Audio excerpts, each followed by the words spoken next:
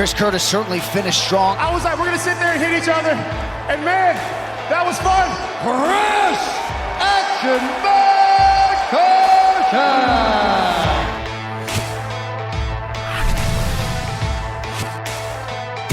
Welcome to UFC Unfiltered. Please tell me that's on video. I've never been happier. I'm made for a fucking podcast. That's dangerous. Listen to me, we're at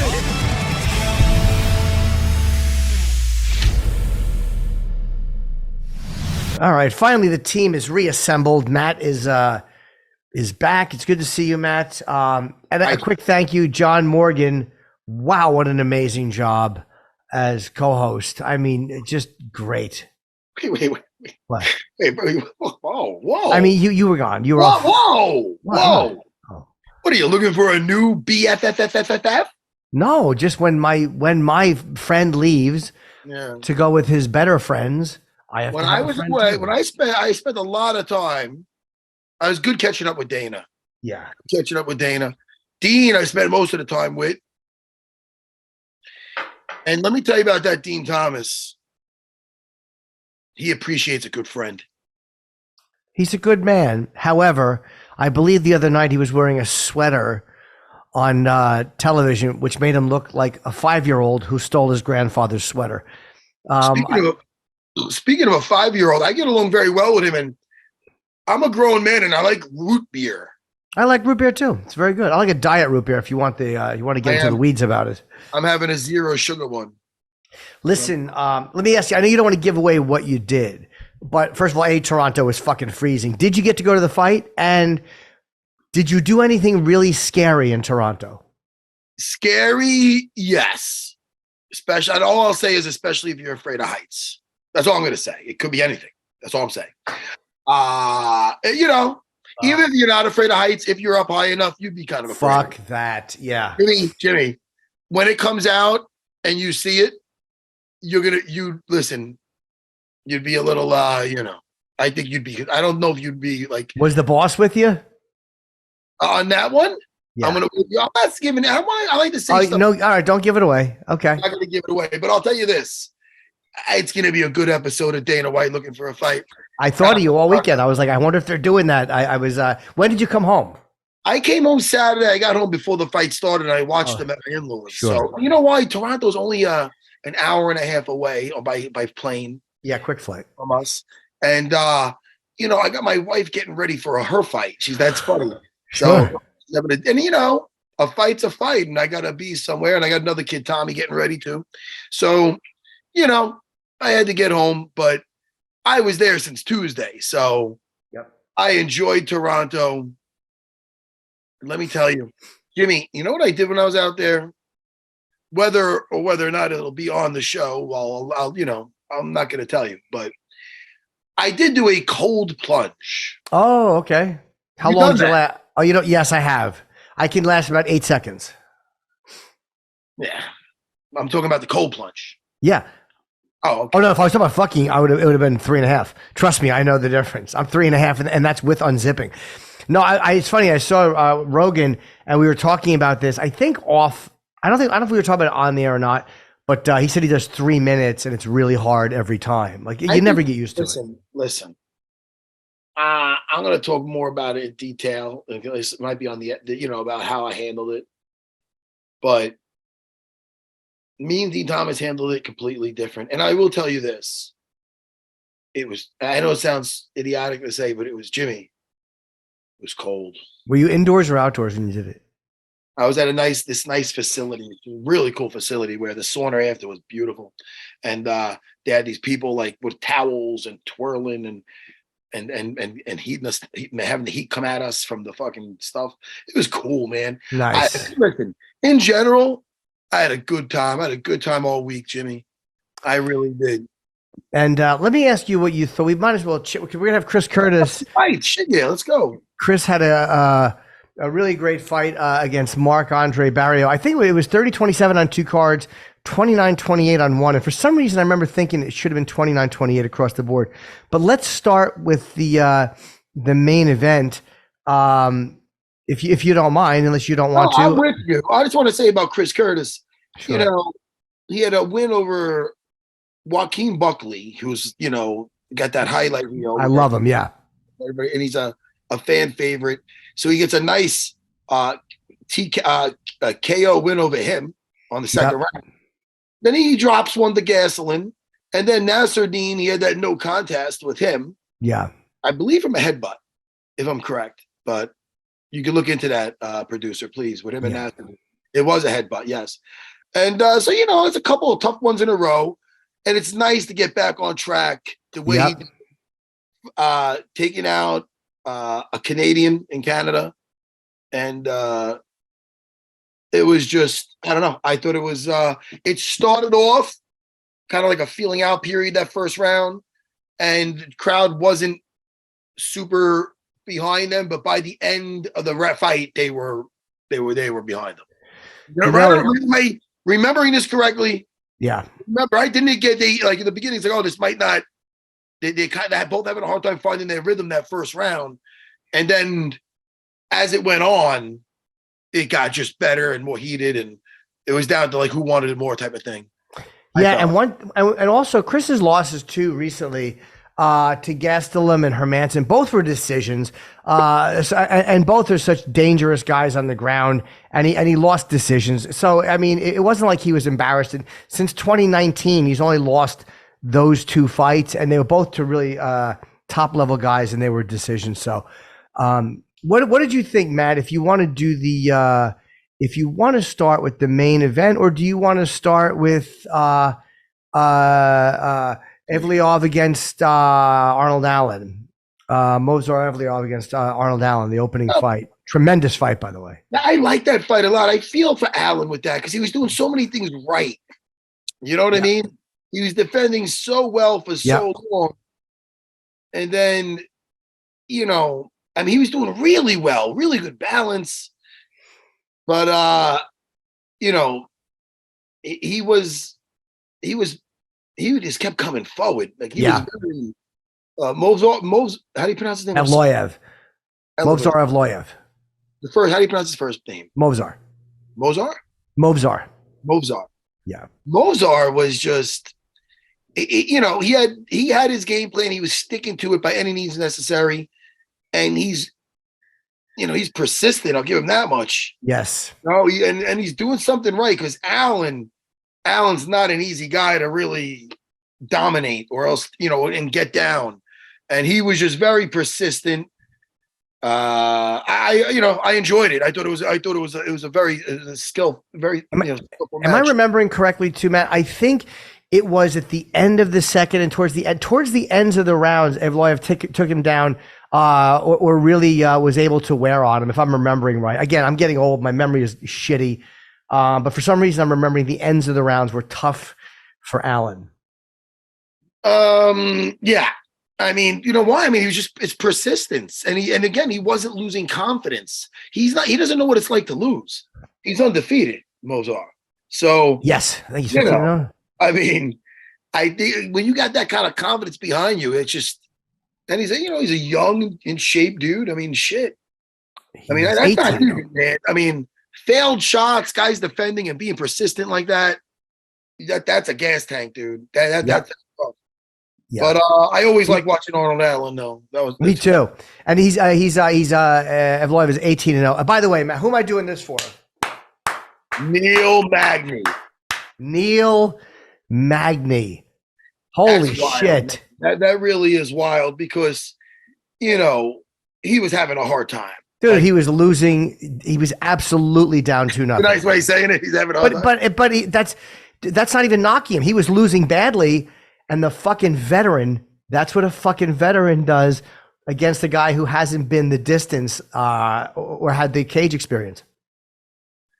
We talk about fight IQ and just experience like we talked about.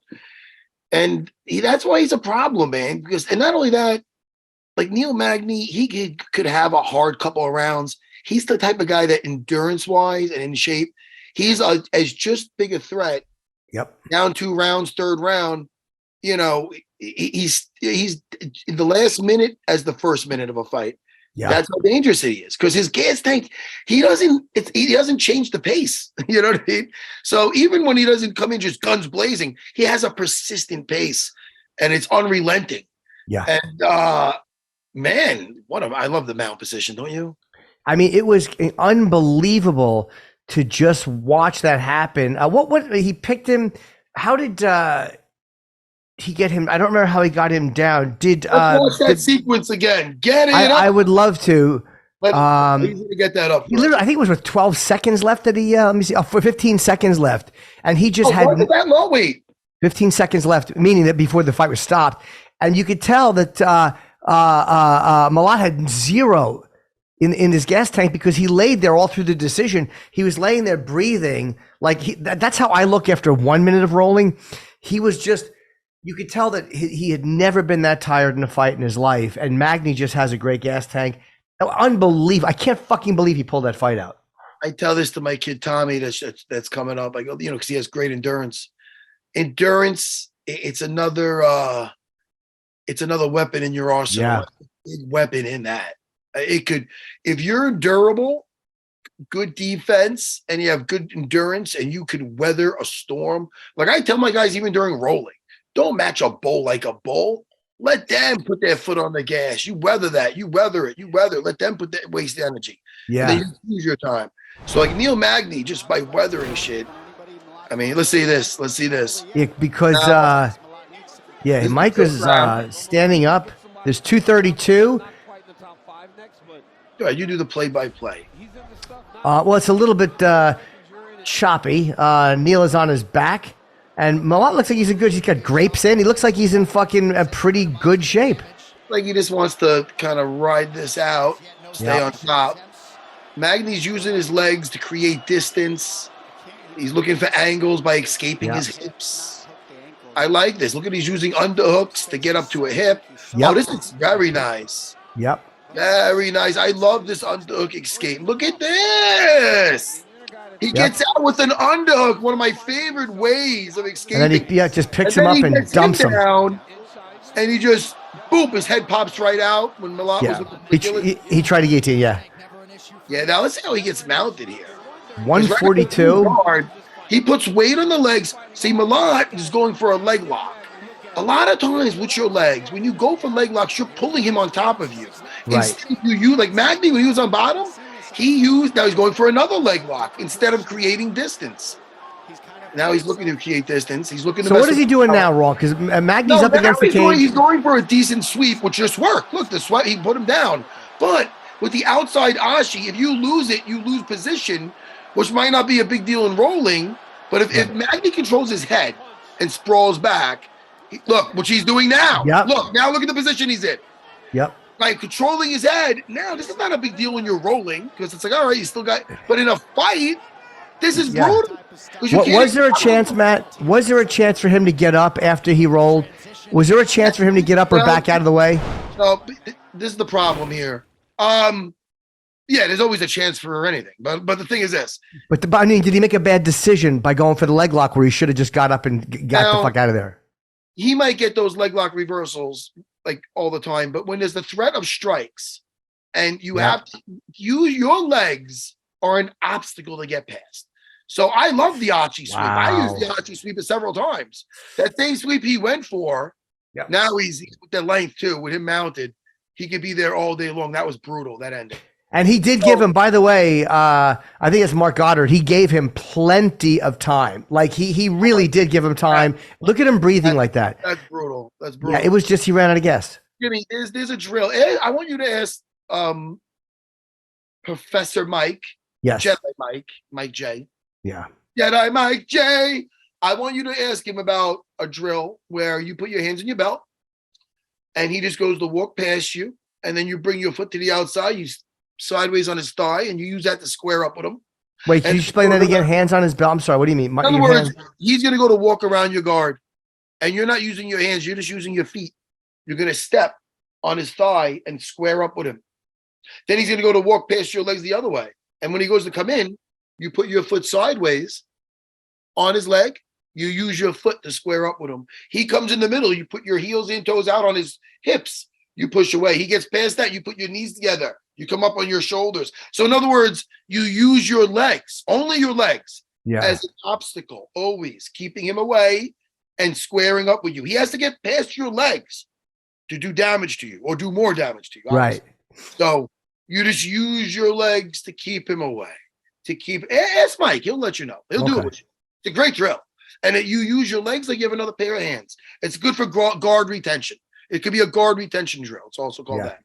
So I like that because then you got to use your hands, your feet, like another pair of hands, and you keep him at bay. So, and it's also good, and when it comes down to a fight, at distance management, managing your distance. If you don't, just like in a stand-up, how about this? Chael Sonnen, perfect example. And he's not even a jiu-jitsu guy. He's a grappler, but he's also a very smart, not only MMA fighter, street fighter, okay? Yeah. He's got a very good sense. Now, Chael Sonnen was on this filming The Ultimate Fighter Brazil. He's got balls, Chael. With Silva? He's in Brazil going versus Vanderlei Silva. Yeah. I like Vanderlei personally, but he's a bit of a psycho, in a good way. I like it, but he's more of a street guy. Like he has a problem with you. He's going to go all Jorge Masvidal on you. You understand? He will, yeah. Oh, 100%. And he did. So I don't know if you've seen this clip. Yes. You've seen the clip I'm talking about. Did Chael take him down, if I remember right? Yeah, because he started getting in Chael's face. Now, there's a certain point where I don't care how quick you are, you could be sucker punched. Yes. So when they're right in your face, Chael at one point pushed him back. He goes, he touched him first. He goes, I can't let you get close. And then he put his hands up because he knew. Yeah. He's going to get smacked. You can't let him get close. He created distance. And then when he went to come take his head off, he closed the distance. I mean, Vanderlei closed the distance by going to hit him. He lowered his level, took him down, and then basically got jumped until it got broken up. But yeah, I don't know. Distance management is huge, both standing up and on the floor. This is not what it's like having a podcast with an ADD partner. No, it's interesting though. Wednesday, by the way, thank you, Jake. And we should move on to the co-main, but Wednesday we do have Neil Magny booked. So I will save my standing ovation for Neil Magny then. Because Matt, I've babbled endlessly on this show about how much I love matchups like that. And I love when a guy with a lot of fucking cage experience and a guy with a really high fight IQ figures out a way to stop somebody who has pretty much seemed fairly unstoppable, who makes the mistake that the veteran wouldn't have made. And I don't think that Neil would have let himself get that tired and be basically defenseless at the end. Because I think that was a big part of it. He was so tired, he was defenseless. And I certainly understand how shitty that feels. What did you think about Pennington against Myra Bueno Silva in the co-main for the vacant bantamweight championship? Pennington was very frustrating, even though she won the fight, because her hands looked great. She was striking so well. And even her corner was talking about it, and I think it was DC and Cruz. She wouldn't stop grabbing Silva. And there was times where she had to, and then there's other times I'm like, what is she doing? Like she was striking so well, and she's insisting on pressing her up against the fence. She's a bit of a grappler too, though. I mean, she's putting girls down and taking them out on the floor. So it could just be instinctual by now. You know what I mean? It might not even be in the camp. It might just be like you're fighting and it's right there. Yeah. So you go into you go into just the way you've been fighting for a decade. You know what I mean? So she normally does that. She pushes people up against the cage and works them up against that cage. It's not like anything new for her. But she was having such success striking, and Bueno Silva has an advantage on the floor. And she was so fucking good. Her striking was so good. And I'm like, what is she doing? Like it was working really well. Yeah. It wasn't a barn burner. You know what I mean? No. But she looked good when she was striking. She looked good. And this is only going to give her more confidence. She can be nothing but happy for her. Yeah. And Silva, this ain't the last we've seen of Silva. Silva's a beast. She's young, yeah.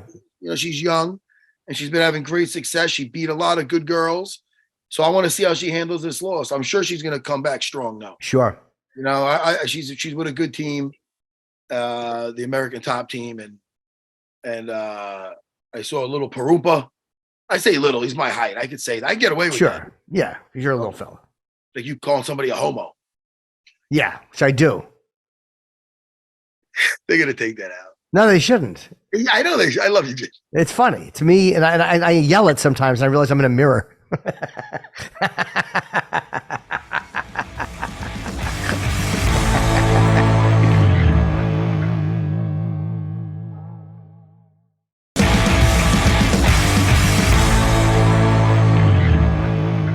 The main event, a lot to say about that. I have to say, really good fight. I thought they got it right with Du Plessis, but if they had given it to Strickland, I would have been fine with it too. I thought it was that good of a fight and that close. I did think Du Plessis eked him out a little bit, but I would have been okay if Strickland had gotten the decision. But I thought it was a fair decision. I got a couple of things on the other couple of fights on the undercard I want to talk about. Don't let me forget. Okay. Sure. Okay. When it went, now listen, you hear Coach Eric Nixick talk about optics. Yes. Now, what he's meaning is what I feel. I'm looking into it differently, but I feel Sean was landing better, especially with that jab. It's like a Larry Holmes jab. Yeah, it's awesome. But you add a takedown in, it looks cool. And even though I believe in every takedown he got, I don't think there was a punch thrown on the floor, was there? Did he was fucking right back. He looked like a robot getting up. It's effortless. So he got right back up. So how much do you really score that takedown? Now, this guy outscored him with his striking the whole round, even if it was, close. But that takedown makes the biggest difference, even if he did nothing with it. So how is that? But listen, at the same time, it was that close. Yeah. I didn't care about the takedowns, by the way. You're right. Make an argument. What's that? I didn't care about the takedowns. That didn't influence my decision. I just, over the overall fight, I was like, I think he just kind of squeezed by him. Who did you think won? Du Plessis, but I was so unsure that if they had nodded Strickland, I would have been like, yeah, okay, cool. Like I didn't have any emotion in it. I thought it was super close. I was wondering how much they would put on those takedowns. And I thought that's really what determined it, because I thought Sean actually won, but it was 6 takedowns in an overall 11. And he's very hard to take down. You know what I want? I'm sorry. Only 2 minutes and 8 seconds of control. Strickland is hard to take down. Like Du Plessis took him down, I think, more than he's been taken down in his whole career. What I want to know is how many strikes was on the floor. How many times did he get hit on the floor? Did he get hit all on the floor? Yeah. Did he get? He had 6 takedowns. Did he have 1 strike off those takedowns? I don't know. I don't remember that happening. I remember Sean. I think he was trying to control Sean, and then he got right up. Unless I'm missing something. No, he did. Unless I missed some punches down there. So I was very impressed with that. Like, I think Sean was very. But listen, Dricus, he stayed the course. He was throwing those kicks up to the fucking head. He did some nice body shots. But Strickland checked almost every kick in the first 2 rounds. And then he stopped throwing that teep kick up the middle, which I'm not sure why he stopped. They pointed out that he stopped throwing that. And it was working like a jab for him. Then maybe there was a reason. Maybe there was something maybe the takedown threat stopped him. I don't know why he stopped throwing that. I don't know, man. I just thought that he fought the whole time. And listen. I think Sean Strickland's the type of guy that if there was no rounds, he'd still be fighting. Like, you know what I mean? Like, he's just like, he lost the belt. Did he really lose? He didn't lose. I mean, it was very close. It was super close that you could make an argument either way. Yep. And I think either guy can't complain about it. You know what I mean? What do you think? Let me ask you too. There was, what do you think? Because Strickland against Adesanya, he was pressing him. He was moving forward, and imposing his will. And then Du Plessis just didn't allow that. Like, he just kept. What would the way for Strickland have been to have pushed Du Plessis back and done that to him? What he did to Adesanya? Why wasn't he able to impose that on Dricus? I mean, I think Dricus was coming back with some heat. It's not, and he was going forward. Like, he was coming. Like, he's a bull, and he's very powerful, man. Some of those things he was winging, I'm sure Sean felt that shit going by his face to win, dude. He was coming back with some heat on him, whether he landed or not. You could check one of those kicks, dude. That vibration should be fucking. I mean, Dricus was committing, and he throws some unorthodox shit. And if you rush right back in, there's back fist coming. You know, I mean, you saw those coming out of nowhere. It was fun. It kept you on the edge of your seat. Like, what's going on? Matt, and again, everything is not just significant strikes. There's a lot of other things. And I do think the fact that he was pressing a lot of the action and moving forward really worked in his favor. This is how close it was overall. Now, the first round, I think rounds 1 and 3 were the biggest discrepancies. First round, let's just say, I'm not going to go through the whole thing, but Strickland landed 34 punches, which was 45%. Dricus landed 18 punches, which was 35%. That was a clear, decisive Strickland round. Round 2, Strickland landed 22 punches, significant strikes. Dricus landed 26, 35% and 43%. 35% to 34% in favor of Strickland in round 3, a 1% difference. 39% to 38% in favor of Du Plessis in round 4. Like, they were that fucking close. And this is what was surprising. Round 5, 53 out of 99 to 35 out of 86, very in favor of Strickland. So maybe Strickland actually did win that fight. And maybe it was the pressing forward that got Du Plessis the nod. I don't know. Hey man, he ended strong. He ended strong. Yeah, in that fifth round. He did. Oh yeah, that was a great end of the 5th round for. I think I gave him that round. I don't remember. Hey man, let me tell you. First of all, did you hear like the little bit of the mix-up? You know what? Yes, but I didn't. I mean, Bruce didn't make a mistake. It was. But the way he said Sean, it almost sounded like Charles. It sounded like Sean. It almost sounded like he was about to say Charles, or was he just being theatrical? Sean, like, can we hear that? It sounds like he's about to say. Let's hear it. Maybe he was going to say Charles Jourdain, but he did go Sean, and I heard it very clearly that Sean Woodson won the fight. And I was like, what the fuck is... I didn't hear it. No, I thought he said Charles. Oh, no, I didn't. And then I heard he said the sniper. Yeah. And then I'm like, wait a minute. Charles, I think he said, like, oh, maybe he fucked up the first name. But Woodson and Jourdain sounded different. When I heard it again, it was Sean. Yeah. But did the ref raise the wrong hand? No. I was just thinking, boy, what a good sport Jourdain is. He was clapping and cheering, and I was like, wow, what a fucking sore loser. Like, yes. This guy's a good loser. This guy's very gracious. That was confusing. Yeah. Can we please play that? Play that. I wasn't confused.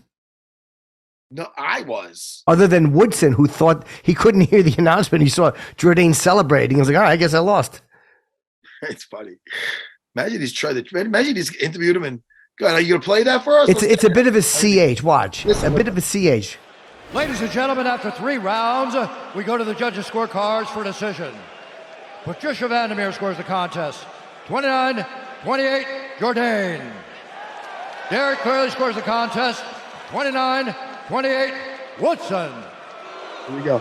And Declan Wood scores the contest. 29-28 for the winner by split decision, Sean the Sniper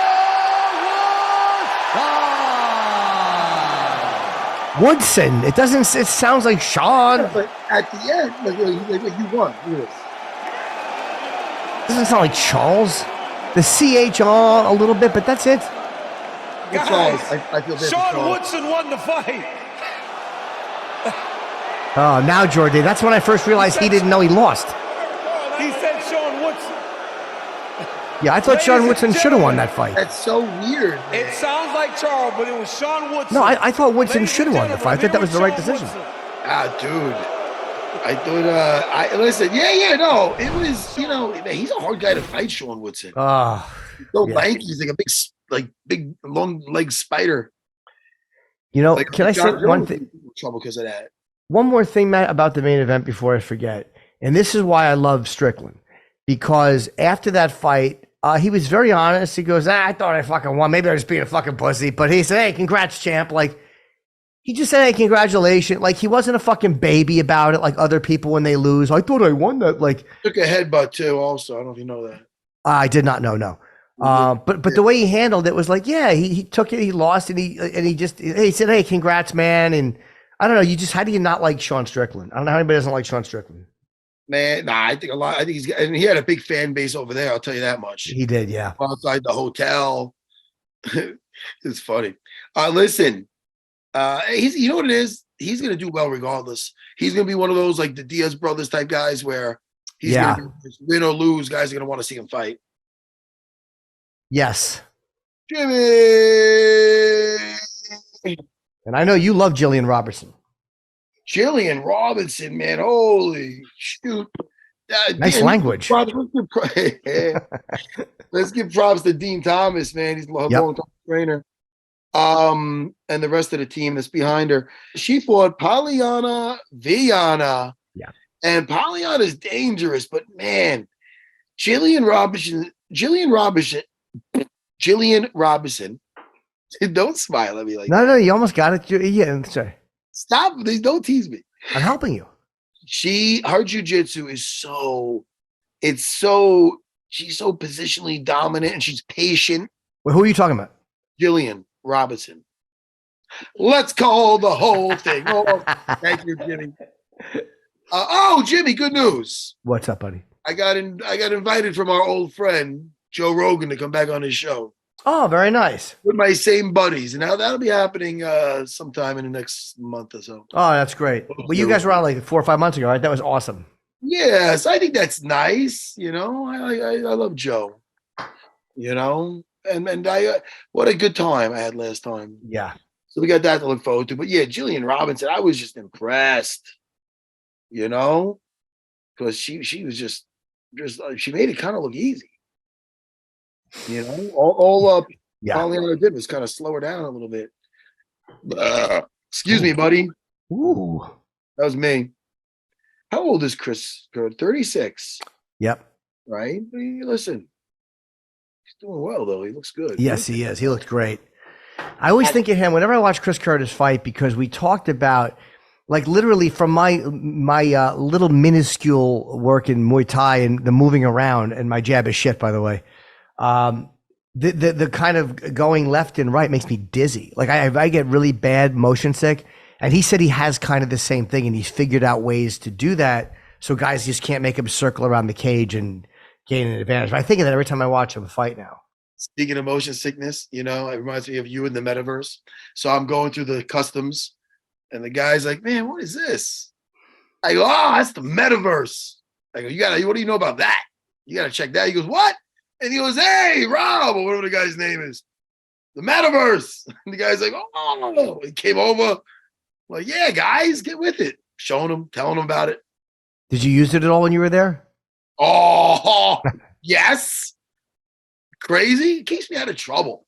Yeah, I guess so, right. Hey, man, look who's in the waiting room. The action. Yes. The action, man. Let's bring him in. Rick Curtis, bring him in.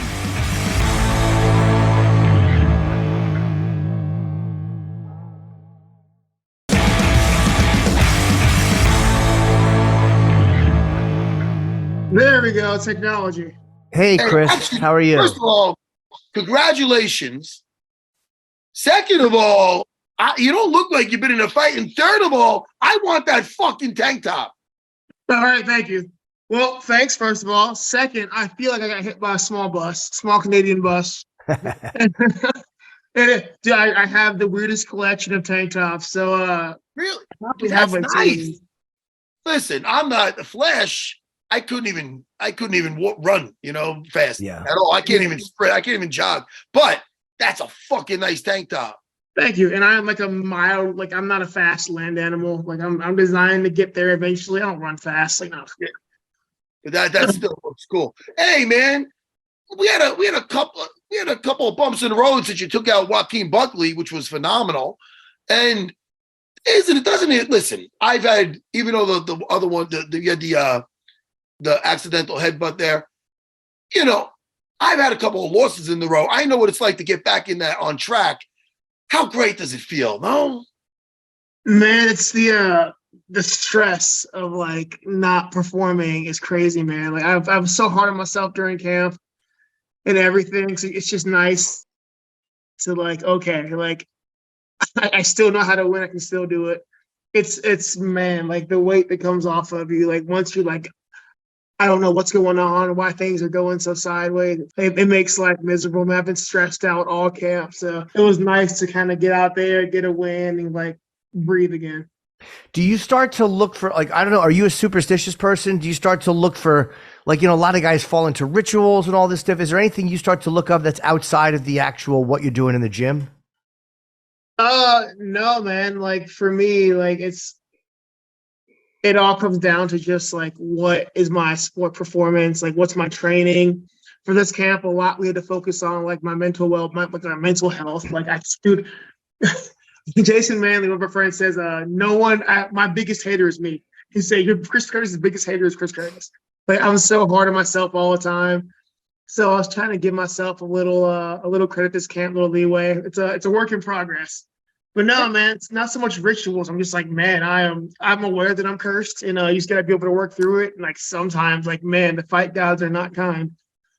Yeah, but sometimes that's not a bad thing, because I feel I had that too, where I'm not going to say it's insecurity, but it's more of like, oh man, I shouldn't have got my pro belt so soon, or I didn't deserve that, or even though I probably did, but you know what I mean? Like, or I don't know, after every sparring, I'm thinking of what I did wrong instead of what I did right. And I'm a positive guy, but it makes you try that much harder, no? Yeah, but the issue, so here's the thing, like, check it out, sorry. Getting after fight sickness, which is always fun.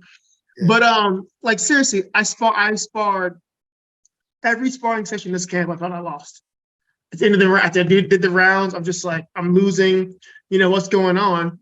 So we started filming all of my sparring because my coaches got tired of arguing. So they're just like, watch the video. I go back, watch the video. I'm winning the rounds, but in my head, I'm winning. I'm losing every single round of every single sparring. You know what that reminds me of? Sometimes after a fight, when you see a fighter who's not, you clearly thought he won, but maybe he is not as adamant about it as maybe you are, like the audience. Because I was in there, I remember being like, thinking not what I would do, but every time I got touched. And I'm like, oh, that must have looked horrible. Meanwhile, it was probably no big deal. And in your mind, that's what you're thinking of. I know what that's like, dude. I got shit after the fight because I'm sitting here. Like, people were like, you don't look like you just want to fight.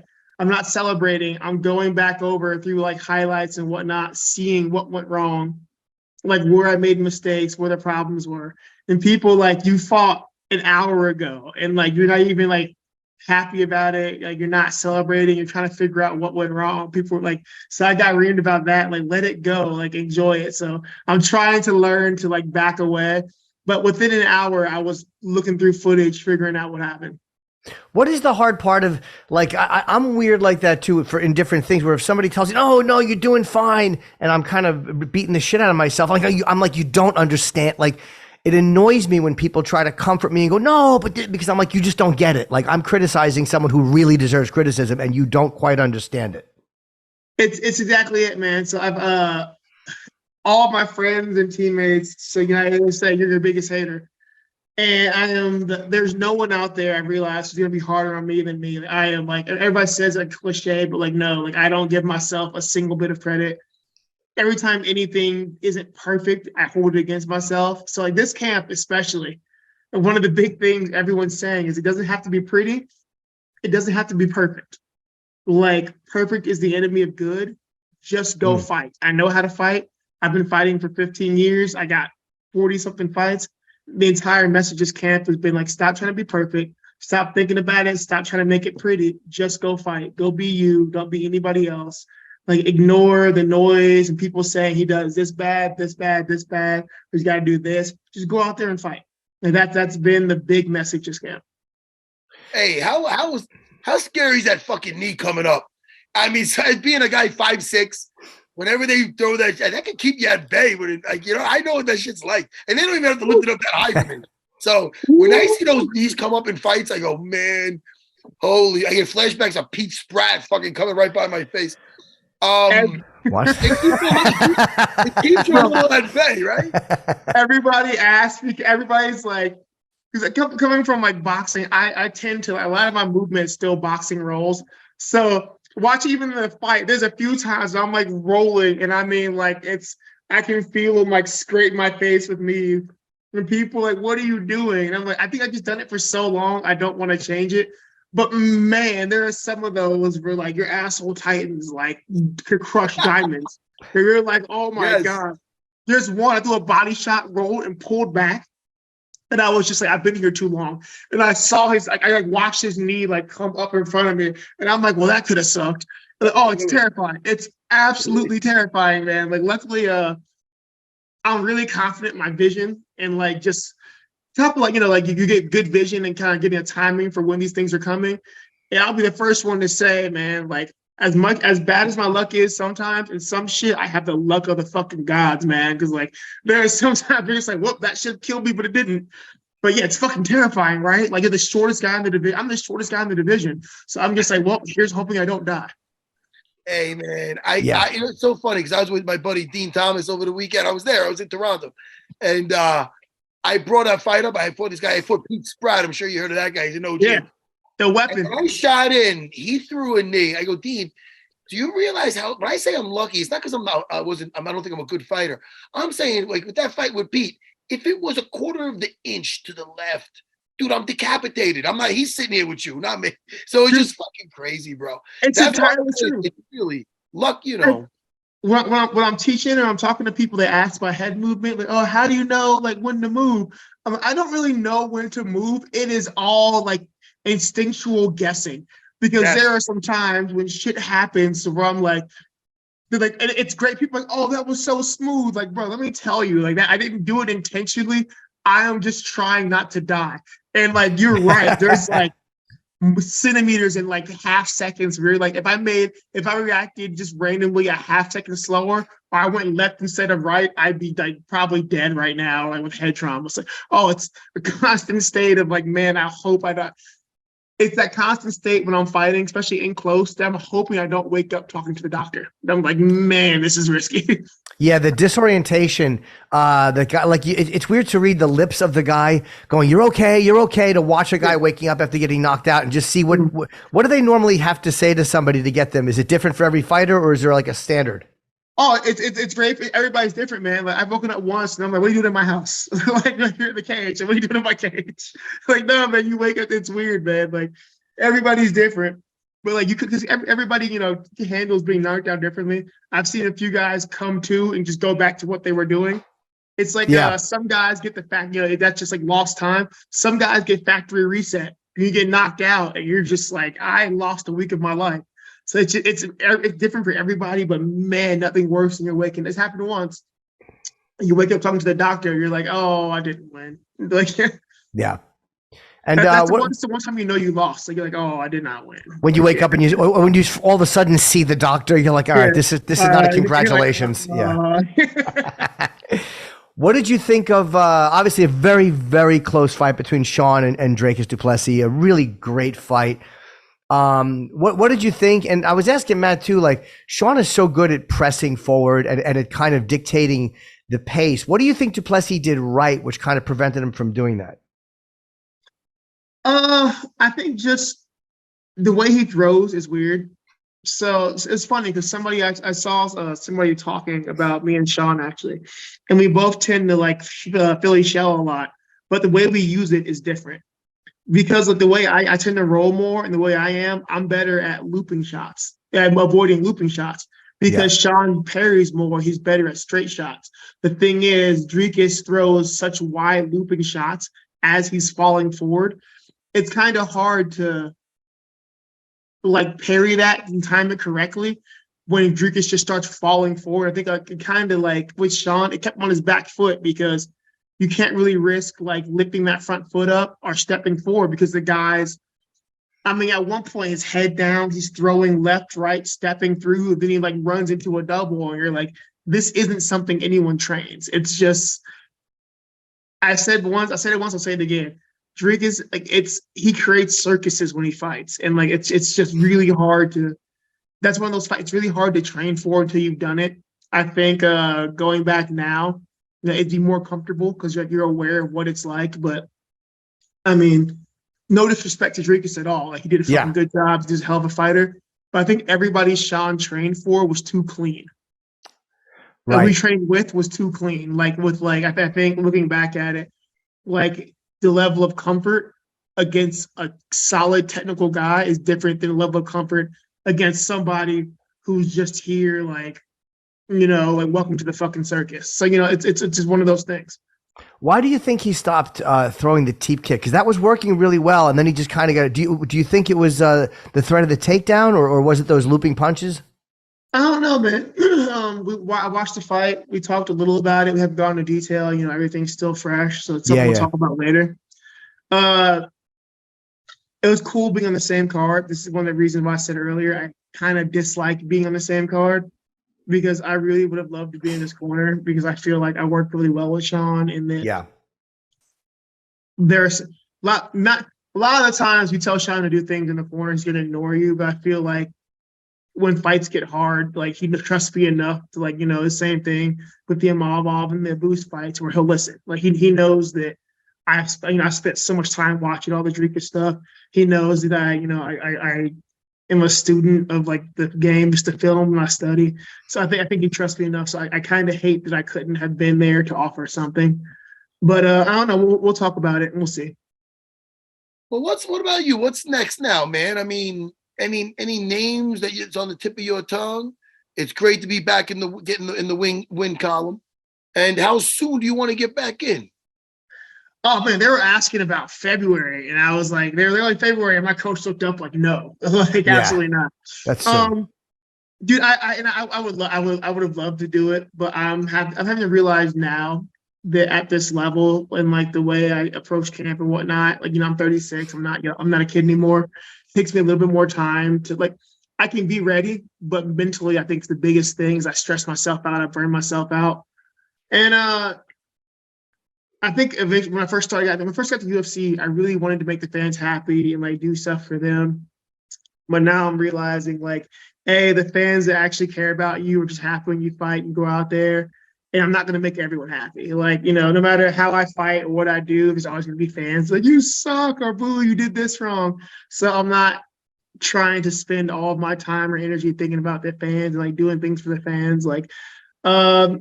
Just kind of get back for fighting for me and the fans that love it. I'm glad they love it. I appreciate it. I'm glad they do. And I'll keep fighting for you, but I'm not going to put myself out there anymore and take risks for my career for people that you don't perform. You take a risk, you don't perform, they turn on you. It's just not worth it to me. So I'm going to wait. I'm going to hang out, rest up, recover, take some time, hang out with the family and the newborn and just kind of chill. I've got no rush.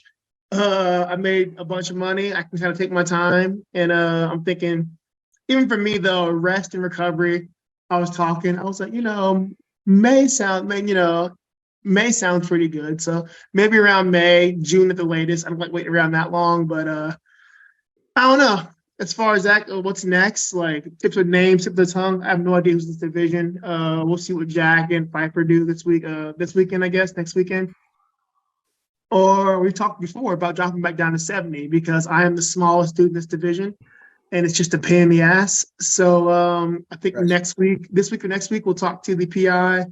We'll do the scans, see if it's even feasible for me to make 70 anymore. I'm 36. I haven't done 70 in 3 years, I think. So that's not really. We'll see how that looks. So we got some things to think about, but I don't know. I'm in good spirits. I'm in a good place. So no rush. We'll see.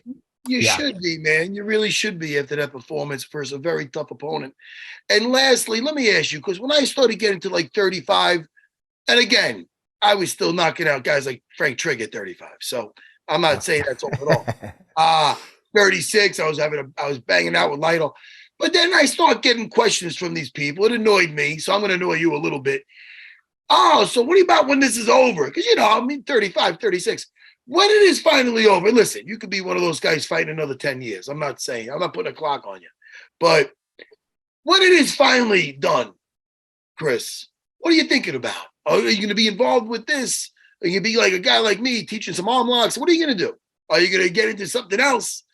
Well, do you have any plans? That's always a scary. Somebody asked me the other day, and I said, it's the scariest question to ask a fighter in his mid-30s. What do you do when it's over? Bro, I don't really know. I always say I put all my points into unarmed combat. I'm not really sure what else comes next. So I don't know. For me, I'm probably not gonna be a coach or a teacher. It's just not. I can do it it's I don't know. I don't think it's where my heart is. I don't know. Like I guess I'll always be there to help out my friends and whatnot. But I don't want to open a gym. I don't want to teach. I think my passion outside of this, when it's all said and done, I'm gonna devote myself more full time to like writing. Like I love to write. That's fucking interesting. Why did we start with this? What do you mean you're writing? I love to write. What do you write? Do you write fiction, nonfiction? Movies? Fiction. Right now we're a couple novels, a couple sci-fi fantasy novels. I love to write, man. Since I was a little kid, I make worlds in my head all the time. People are always like, "Why are you like, oh, so spacey?" Like I'm probably just like, like trying to figure out why people and goblins can't get along in most situations because like whatever. So I'm always building worlds in my head. So I write a lot. I've got I try to write consistently. I do write a lot. So that's probably when it's all said and done. I'll rest my brain a little bit and I'll put it towards designing fantasy violence instead of real violence. Chris, are you good? I'm sorry, Matt. Are you good at making yourself sit down and write? Because I like to write too, but I find the discipline of sitting there and going, I'm going to do this for an hour or two, I get too distracted. Are you good at shutting everything else off? It's hard. It's very hard because it's always say anyone who's writing a book's not really writing. You're kind of just like looking at paper and like writing things about the book, but not the book. One of my good friends, Shinko, she got me into what helps is instead of giving yourself a time limit, never give yourself a time limit. Time limits suck. Give yourself a word limit for the day.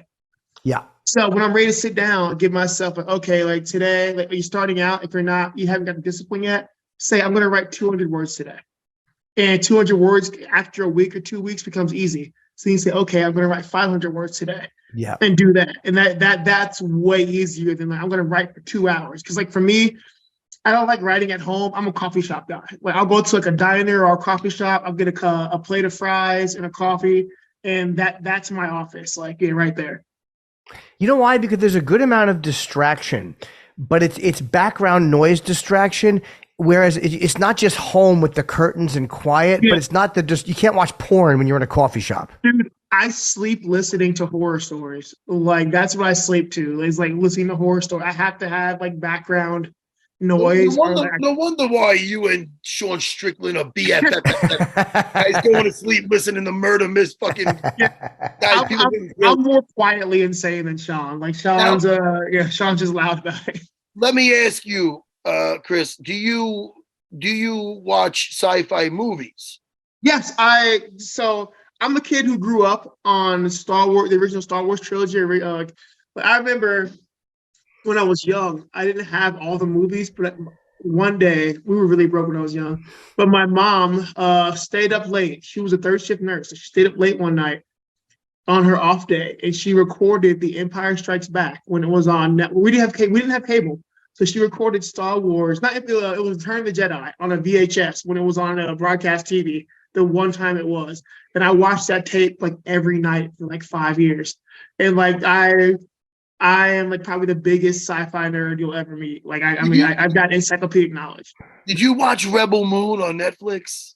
I haven't. I'm not a Zack Snyder guy. I'm very torn on Zack Snyder, and like I looked at some of this stuff about it, and it seemed like just another Zack Snyder film. And it's pretty much Star Wars, Seven Samurai, and everything else. I'm like, I've seen this before. You're right. You are right. It is like that. People seen it. Who's seen it? Dean Thomas seen it. He goes, man, I felt like I've seen that before. Like some of it. It is exactly that. It's the Magnificent Seven. Yeah, it is.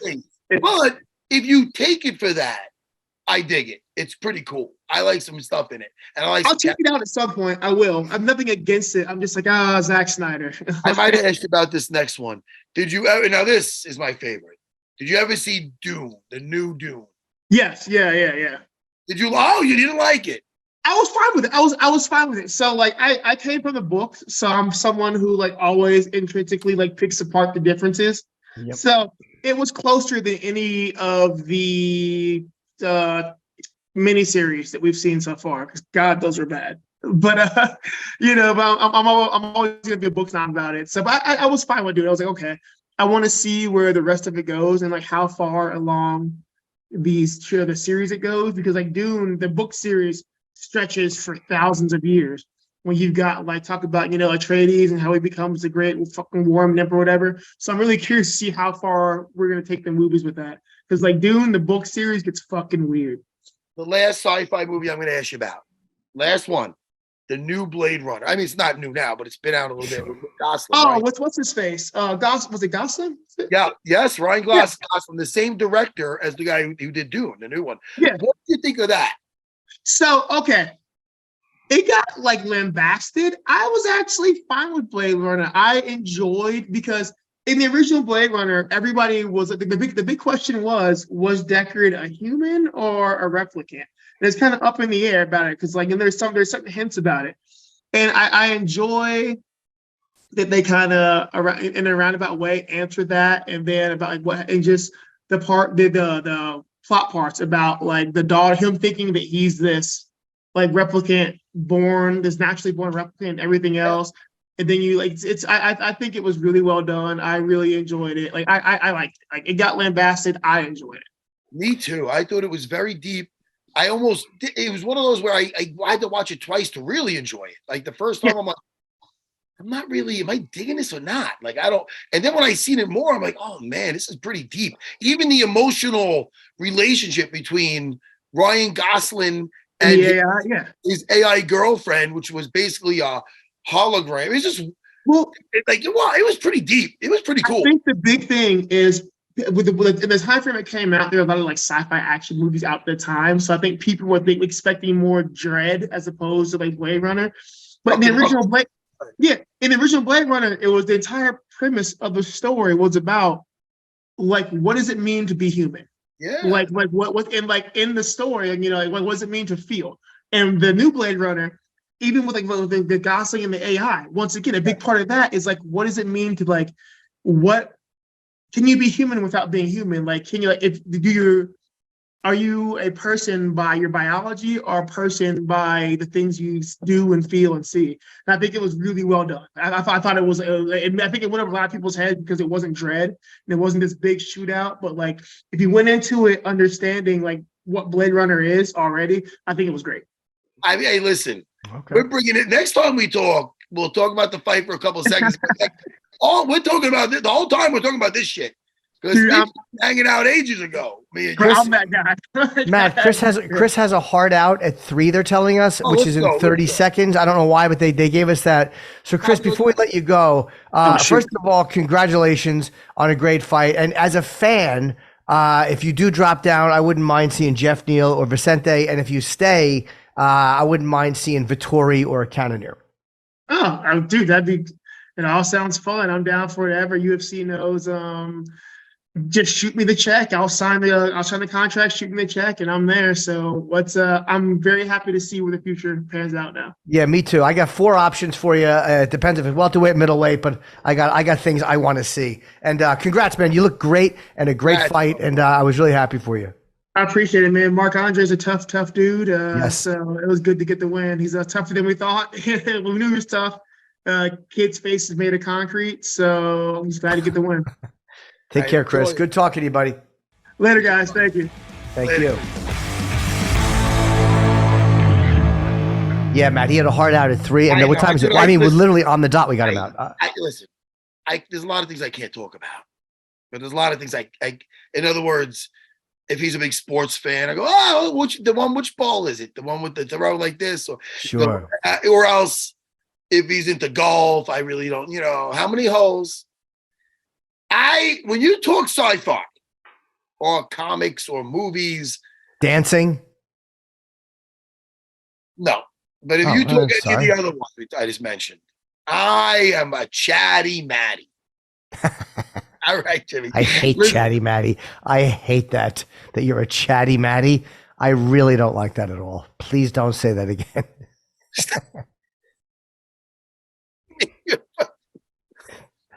I don't like when you're a fucking bully. No, I'm not. Look, I do a lot of things that are awful. I can Trust say me. chatty Matty. I prefer you never said. I never before. Listen. I'd rather you called me a chatty fatty because of my fucking breasts.